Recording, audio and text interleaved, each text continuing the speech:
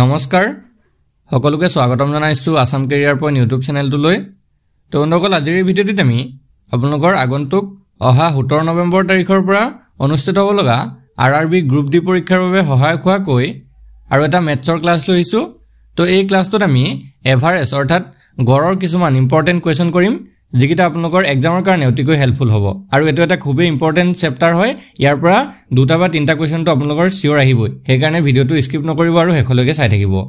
আৰু এটা কথা আপোনালোকক এটা জনাই থওঁ যদি আপোনালোকৰ আৰআৰবি গ্ৰুপ ডি পৰীক্ষাৰ কাৰণে কিছুমান ইম্পৰ্টেন্ট পিডিএফ লাগে তেতিয়াহলে খুব কম মূল্যত কেৱল 99 ত আপোনালোকে পাই যাবগে তো ইয়াতে আপোনালোকে অল সাবজেক্টৰ আৰআৰবি গ্ৰুপ ডিৰ কাৰণে অল সাবজেক্টৰ পিডিএফ পাই যাব তো এই পিডিএফ খিনি পাবলৈ স্ক্ৰিনত থকা নাম্বাৰটোত আমাক হোৱাটছআপত মেছেজ কৰিব ঠিক আছে হোৱাটছআপত মেছেজ কৰি আপোনালোকে জনাই দিব যে গ্ৰুপ ডিৰ পিডিএফ খিনি লাগে তো কেৱল 99 পে কৰিলে আমি আপোনালোকক গুটেখিনি পিডিএফ দি দিম ঠিক আছে এতিয়া আমি কোৱেশ্চন খিনি চাও তো ফাৰ্স্ট কোৱেশ্চনটো কি দিছে চাওক What is the mean of 18 and 35? 18 আৰু 35 ৰ গড় কিমান তো এটো মিন বুলিও কয় বা এভাৰেজ বুলিও কয় ঠিক আছে মিন বা এভাৰেজ তো এতিয়া আমাক খুদিছে 18 আৰু 35 ৰ গড় কিমান এতিয়া এই চেপ্টাৰটো কোৱেশ্চন এই ভিডিঅ'টোত আমি কেৱল গড়ৰ কোৱেশ্চনে কৰিম বা এভাৰেজৰ কোৱেশ্চনে কৰিম সো সেই কাৰণে প্ৰথমতে আমি বুজিব লাগিব যে গড় কি হয় বা কেনেকৈ উলিওৱা হয় তো এটা কথা মন কৰিব গড়টো সদায় দুটা বা তাতকে বেছি সংখ্যাৰ ক্ষেত্ৰত উলিওৱা হয় যেনেকৈ ইয়াত ধৰক দি আছে 18 আৰু 35 ন মই এটা সিম্পল উদাহৰণ দিছো ধৰক 2 আৰু 3 আছে এই 2 আৰু 3 ৰ যদি গড় কিমান হদে তেতিয়া সিম্পল কি কৰিব 2 + 3 কৰিব আৰু তলত 2 এৰে হৰণ কৰি দিব এটা তলত 2 এৰে কেলে হৰণ কৰিলো কাৰণ 2 আৰু 3 দুটা সংখ্যাই আছে যদিহে আৰু বেছিকে থাকিলেতেন ধৰক 2 3 আৰু 5 এই তিনটাৰ গড় উলিয়াব দিছে তেতিয়া আমি কেনে কৰিলোতেন 2 + 3 + 5 ডিভাইডেড বাই 3 কৰিলোতেন কাৰণ তিনটা সংখ্যা আছে যে হে তেনেকৈ আপোনালোকে গড় উলিয়াব পাৰিব তাৰ পিছত ক্যালকুলেশন কৰি যোগ কৰি কিমান হয় হেতু উলিয়াব হৰণ কৰি দিব আনসাৰ ওলাই যাব তো ইয়াতে আমাক 18 আৰু 35 দিছে তো 18 আৰু 35 ৰ গড় উলিয়াবলৈ হলে সিম্পল 18 যোগ 35 কৰিব আৰু তলত 2 এৰে হৰণ কৰি দিব এতিয়া 18 আৰু 35 যদি যোগ কৰো আঠে পাছে 13 3 কৰিলে 1 3 4 5 53 আৰু তলত 2 তেৱনক যদি 2 এৰে হৰণ কৰে এটো ওলাবগে 26.5 ঠিক আছে এতিয়া আমাৰ গড়টো ওলাই গল 26.5 অপচন সি টো হ'ব আমাৰ কাৰেক্ট আনসাৰ বুজি পাইছে সকে অপচন সি টো হৈ গল কাৰেক্ট আনসাৰ নেক্সট কোৱেশ্চন টু চাও what is the mean of 15 and 20 আগৰটো যদি বুজি পাইছে এটো কৰিবলৈ চেষ্টা কৰিব পাৰে আপোনালোকে ভিডিওটো পজ কৰি ইয়াৰ আনসাৰটো কমেন্টত জনাবলৈ চেষ্টা কৰক 15 আৰু 20 ৰ গড় কিমান হয় তো 15 আৰু 20 ৰ গড় কেনেকৈ উলিয়াব সিম্পল 15 আৰু 20 যোগ কৰি দিয়ক আৰু তলত 2 এৰে হৰণ কৰি দিয়ক 15 আৰু 20 হৈছে 35 আৰু ইফালে 2 35 ক 2 হৰণ কৰিলে 17.5 হল না 17.5 অপচন বি টো হ'ব আমাৰ ইয়াত শুদ্ধ উত্তৰ হল বুজি পাইছে এবিলাক তো হৈছে সিম্পল এবিলাক এনেকুৱা ধৰণৰ ইমান সিম্পল পৰীক্ষা নাই কিন্তু বেসিক তো আমি অলপ বুজি ললে ভাল হয় সো নেক্সট কোৱেশ্চন তো চাওক আমাৰ এনেকুৱা ধৰণৰ পৰীক্ষাত প্ৰশ্ন আহি যাব পাৰে বুজি পাইছে নে এটা দুটা নহয় কেবাটাৰ যেনেকৈ ইয়াত দিছে 1 2 1 3 5 15 25 আৰু 75 ৰ গড় কিমান হ'ব What is the average of 1 3 5 15 25 and 75 তো ইয়াত প্ৰথমতে আমি চাও কিটা সংখ্যা আছে এটা দুটা তিনটা চাৰিটা পাঁচটা ছটা তো প্ৰথমতে গুটেই কিটা যোগ কৰিব লাগিব 1 + 3 + 5 + 15 + 25 + 75 আৰু তাৰ পিছত ছটা সংখ্যা আছিল না 6 ৰে হৰণ কৰি দিব লাগিব যিমানটা সংখ্যা থাকিব হিমানেৰে হৰণ কৰিলে হ'ল তো ফলে 75 ৰ 25 হ'ল কি 100 15 পাছে 20 120 আৰু এফালে 4 124 124 আৰু তলত হৰণ হৈ থাকিলে 6 এটা 124ক যদি 6 ৰে হৰণ কৰে তেতিয়া আনসাৰটো 20.67 লাগে 20.6666 ওলাব আৰু এনেকে 20.67 বুলি আমি লিখিব পাৰো সো অপচন এটো হ'ব আমাৰ কাৰেক্ট আনসাৰ হল ইয়াতে সিম্পল অকল যোগ বিয়োগ পূৰণ হৰণ এই বস্তুকিটা যদি আপোনালোকে জানে তেতিয়া আনসাৰ ওলাই যায় গড় উলিওৱা ইমান বহুত টান কথা নহয় বাট বহুত টান কোৱেশ্চন নহয় সেই কাৰণে এবিলাক কোৱেশ্চন আপোনালোকৰ বাবে ইমান ইজি ভাবে কৰিব পাৰিব যদি এই ভিডিওটো আপোনালোকে কমপ্লিট চাই সো নেক্সট কোৱেশ্চন তো চাওক 1 ৰ পৰা 9 লৈ থকা যুগ্ম সংখ্যা কেইটাৰ যোগফলৰ গড় কিমান হ'ব এইবিলাক হৈছে ইম্পৰ্টেন্ট কোৱেশ্চন এনেকুৱা বিলাক কম্পিটিটিভ এক্সামত এনেকুৱা বিলাক কোৱেশ্চন আহে what is the average of the sum of the even numbers from 1 to 9 এটা 1 ৰ পৰা 9 লৈ থকা যুগ্ম সংখ্যা কেইটা প্ৰথমতে আমি জানিব লাগিব 1 ৰ পৰা 9 লৈ থকা যুগ্ম সংখ্যা কেইটা কি 2 তাপা 4 6 আৰু 8 হল নে 2 4 6 8 কেটা সংখ্যা আছে 4টা তো এই 4টাৰ যোগফলৰ গড় হদিছে তো 2 + 4 + 6 + 8 আৰু তলত কি হৰণ কৰিব লাগিব 4 ৰে হৰণ কৰিব লাগিব তো এতিয়া যদি আমি এটা যোগ কৰো 6 6 10 এফালে 20 20ক যদি 4 হৰণ কৰে 5 বাৰ যায় সো গড়টো হৈ গল আমাৰ 5 অপচন এটো হ'ব কাৰেক্ট आंसर একদম সহজ খালি প্ৰশ্নটো বুজি পালে হল কোৱেশ্চনটো হেকানে ভালকে পঢ়ি লব কোৱেশ্চনটো পঢ়ি লৈ आंसरটো কৰিবলৈ যাব সব একদম সহজ ভাবে প্ৰশ্নৰ উত্তৰটো ওলাই যাব আৰু এটা কোৱেশ্চন চাওক এজন লৰাই গণিতত 80 নম্বৰ আৰু ইংৰাজীত 72 নম্বৰ পালে লৰাটোৰ গড় নম্বৰ কিমান A boy gets 80 marks in mathematics and 72 marks in English. What is the average mark of the boy? ইয়াতো সিম্পল কথা দুটা নাম্বার আমাক দিছে এটা হৈছে 80 আৰু এটা হৈছে 72 তো সিম্পল 80 আৰু 72 প্লাস কৰক আৰু 2 এৰে ডিভাইড কৰি দিয়ক তো 80 আৰু 72 প্লাস কৰিলে এটো হৈ যাবগে 152 মানে 152 আৰু এফালে হৈ যাব 2 তো 152 ক যদি 2 এৰে হৰণ কৰে এটো হ'বগে 76 মানে 76 তো গড় এভাৰেজ তো কিমান হলগে লৰাটোৰ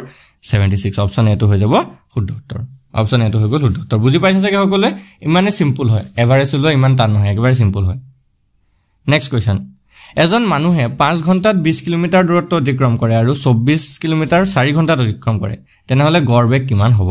এইটো ইম্পৰ্টেন্ট কোৱেশ্চন হয় A man travels 20 kilometer in 5 hours and 24 kilometer travel in 4 hours what is the average velocity of the man by average speed of the man তো এই ক্ষেত্ৰত কি কৰিব চাওক ইয়াতে টোটাল ডিসটেন্স টু লিয়াব লাগিব টোটাল ডিসটেন্স আৰু তলত ডিভাইড কৰিব লাগিব টোটাল টাইম হল টোটাল ডিসটেন্স ডিভাইডেড বাই টোটাল টাইম কৰি দিয়ক তেতিয়া আপোনালোকৰ এভাৰেজটো ওলাই যাব তো টোটাল ডিসটেন্স কিমান আছিল এফালে 20 আৰু এফালে আছিল 24 ন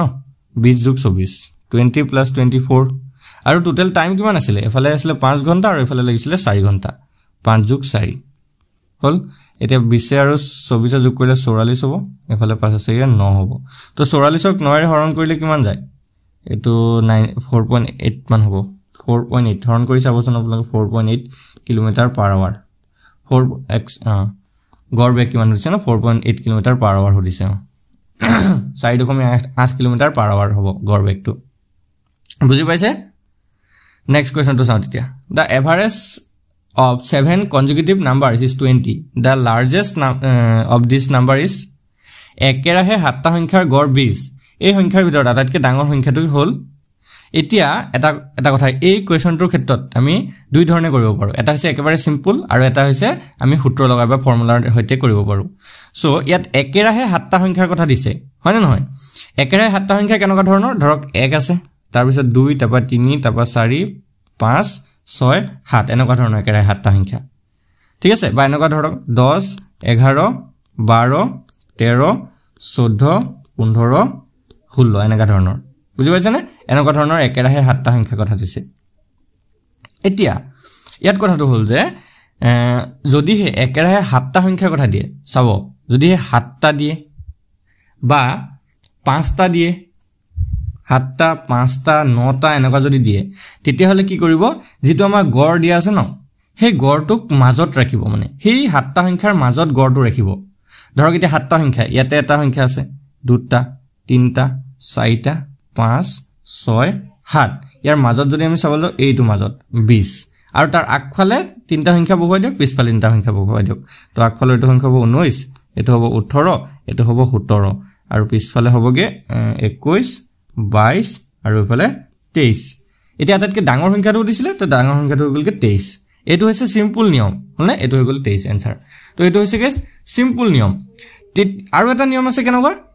আপোনালোকে x ধৰিব লাগিব একেৰা 7টা সংখ্যাৰ কথা যদি আমি চাও প্ৰথম সংখ্যাটো ধৰিলো x তাৰ পিছত x + 1 তাৰ পিছত x + 2